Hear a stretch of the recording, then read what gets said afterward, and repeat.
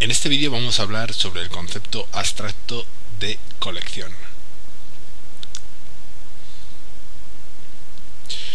¿Qué es una colección? Bueno, en el mundo real nos encontramos con colecciones de todo tipo. Probablemente las colecciones más típicas sean las colecciones de sillos que mucha gente mayor tiene en sus casas. Pero si pensamos en el mundo real, nos encontramos con colecciones desde la colección de coches que pueda tener un famoso, hasta la colección de monedas que pueda tener una persona en su casa, etcétera, etcétera. Trasladado a programación, básicamente una colección podemos decir que es un conjunto de objetos de la misma clase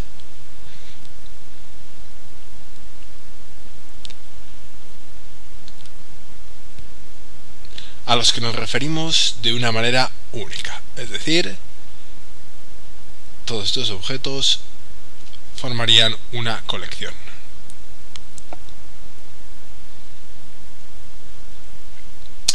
El concepto de colección es un concepto, como hemos dicho en el título, un concepto abstracto, y es un concepto un poco difícil de manejar, pero que cualquier programador a la hora de programar correctamente necesita manejar con soltura y dominar y conocer.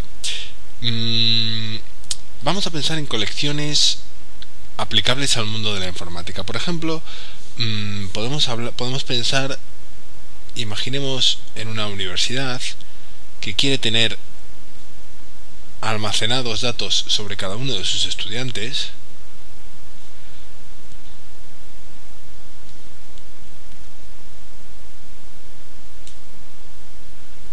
Bueno, pues esto sería una colección de objetos del mismo tipo, serían todos objetos estudiante que representan a los estudiantes matriculados en una universidad. Podríamos tener también una colección de coches,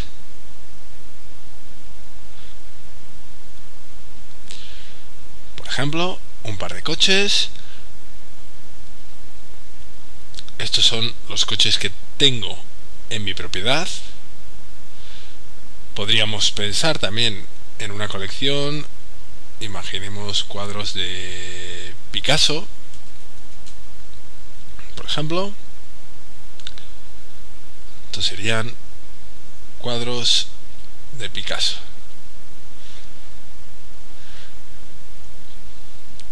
Otra colección. Las colecciones pueden tener muchos elementos, como sería este caso, el de la universidad.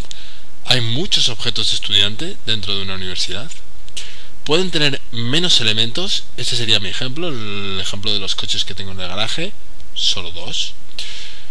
O incluso puede haber colecciones vacías. Imaginaros que yo estoy pensando en la colección, los cuadros de Picasso que hay en mi casa. Bueno, pues en mi casa no hay ningún cuadro de Picasso. Luego está la colección cuadros de Picasso que hay en mi casa, sería una colección vacía. Cuando hablamos de colecciones, existen lo que decimos unas operaciones típicas. ¿Qué podemos hacer con una colección? Bueno, pues es muy fácil. Lo primero es crearla. Yo, por ejemplo, si fuera aficionado a los coches y tuviera una colección de coches, empezaría con una colección inicialmente vacía de coches. Luego, una segunda operación típica de una colección es añadir objetos. A mi colección de coches le iría añadiendo sucesivamente los distintos coches que fuera comprando. Una tercera operación típica con respecto a las colecciones es la eliminación de objetos. Si yo, por el motivo que sea, quiero eliminar un coche porque no me gusta, porque necesito el dinero o porque se ha averiado, puedo eliminar ese coche de mi colección. Una cuarta operación será contar el número de elementos.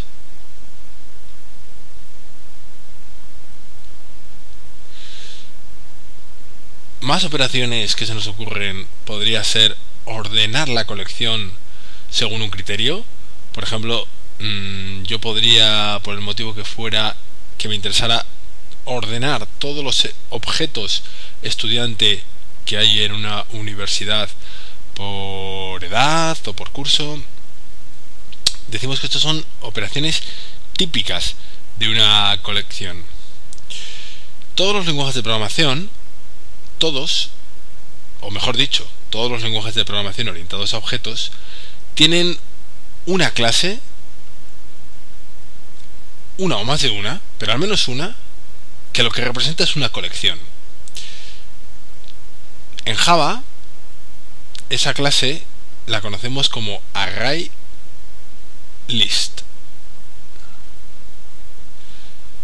En otros lenguajes, por ejemplo Ruby, esa clase se llama simplemente array. Por lo tanto, en Java, el concepto de colección se puede utilizar utilizando un objeto de la clase ArrayList. ArrayList pertenece a la librería, es una clase que pertenece a la librería estándar de Java. Es decir, no es parte del lenguaje, pero sí viene con todas las implementaciones de Java que podemos instalar en cualquier sistema operativo. Si quisiéramos tener una colección de objetos en Java, lo primero de todo es, si esta es nuestra clase ArrayList, lo primero de todo es crear un objeto de esa clase. Para crearlo deberemos de utilizar el operador new. Una vez creado este objeto en nuestro programa, lo siguiente será utilizar una serie de métodos de los que dispone la clase ArrayList. Por ejemplo, habrá un método que se utilice para añadir objetos. Habrá otro método que se utilice para eliminar objetos. Habrá otro para contar el número de elementos que hay. Incluso habrá otro para poder ordenar mi objeto ArrayList siguiendo unos determinados criterios. Lo que está claro es que una vez creado el elemento ArrayList, lo más normal es que utilicemos la función de añadir objetos para ir añadiendo elementos a nuestra colección.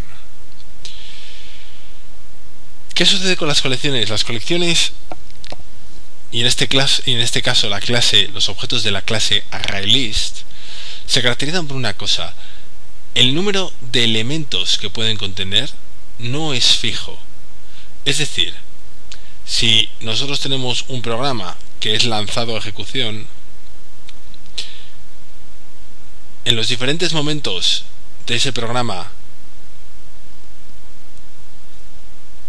en los que el programa está funcionando, podemos pensar que a lo mejor la colección aquí tiene 0 elementos, aquí tiene 3, aquí tiene 4, aquí vuelve a tener 0 tal vez. Es decir, las colecciones no tienen un número fijo de elementos, y el número de elementos que contienen puede variar a lo largo del tiempo de ejecución del runtime de nuestro programa.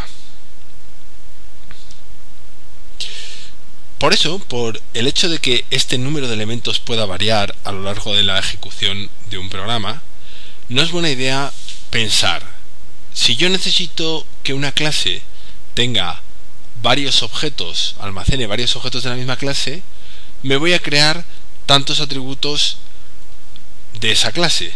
Por ejemplo, si yo tengo la clase persona,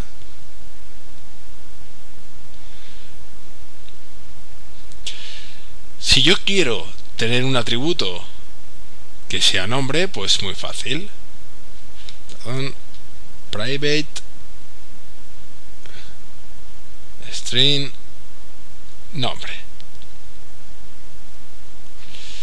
Y si yo ahora quiero tener un atributo, o quiero tener una forma de almacenar los objetos, los nombres de los hijos de esa persona, por ejemplo. Bueno, pues una solución es utilizar private string hijo 1, private, string, hijo 2, private, string, hijo 3. Claro, la pregunta es, ¿cuántas de estas líneas pongo? 1, 2, 3, 4, 5, 6. ¿Cuántos hijos va a tener esa persona? No lo sabemos. Puede llegar a tener incluso 7, 9. ¿Cuántos atributos pongo? Bueno, lo que se hace es evitar esta solución y todo esto se sustituye por un objeto de la clase ArrayList. Bueno, esta sintaxis que yo he puesto aquí es una sintaxis simplificada. Veremos en próximos vídeos exactamente cómo se escriben los atributos que son de la clase ArrayList, pero nos valen para hacernos la idea de que es mucho más conveniente cuando no sabemos el número de elementos que va a contener un determinado objeto. Por ejemplo, en este caso no sabemos el número de nombres de hijo que va a tener una determinada persona. Podemos evitar hacer tantos atributos como podríamos pensar que nos van a hacer falta y utilizar en su sustitución una colección. Es lo que sucede en esta situación.